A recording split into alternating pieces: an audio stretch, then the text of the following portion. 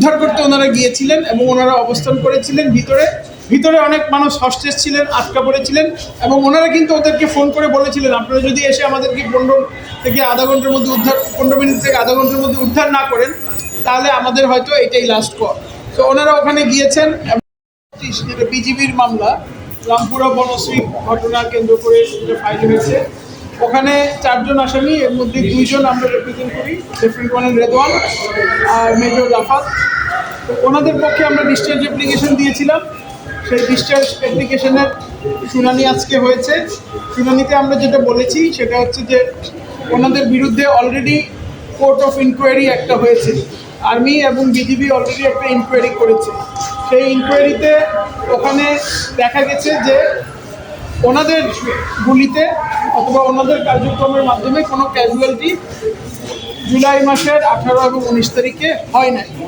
তদুপরি যে প্রসিকিউশনের যে কেস ওখানে দেখা যাচ্ছে যে 28 জন মানুষ খুন হয়েছে, বাট এই আমাদের যে কোর্ট অফ ইনকোয়ারির রিপোর্টটা ওনারাই প্রসিকিউশনই প্রডিউস করেছে, সেখানেই বলছে যে কোনো ক্যাজুয়ালিটি হয় নাই। তার মানে হচ্ছে 28 জন মানুষ ওনাদের গুলিতে মারা যায়। সো এখন এইটার উপরে মাননীয় ট্রাইব্যুনাল আগামী 24 তারিখে চার্জ ফ্রেম করার সিদ্ধান্ত জানাবে।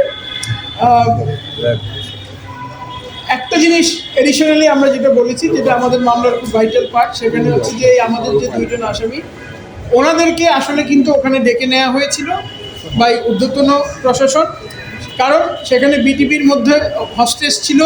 বিটিপি একটা কেপিআই মানে কি ইম্পর্টেন্ট একটা কি পয়েন্ট ইনস্টলেশন অফ সরকার, তো সেটাকে উদ্ধার করতে ওনারা গিয়েছিলেন এবং ওনারা অবস্থান করেছিলেন ভিতরে।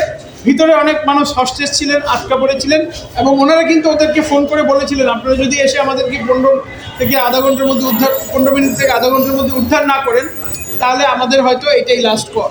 তো ওনারা ওখানে গিয়েছেন এবং কোনো ক্যাজুয়ালিটি ছাড়া ডায়লগের মাধ্যমে ওনারা ওনাদেরকে উদ্ধার করতে পেরেছেন। আর যেই ক্যাজুয়ালিটির খবরগুলো আমরা জানি আসলে এগুলো কি, এগুলো তো আসলে বিচার্য বিষয়, আমরা এখন বলাটা ঠিক হবে না।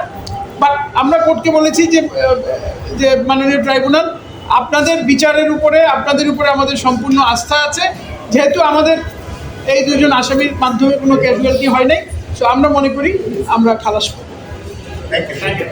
ধন্যবাদ।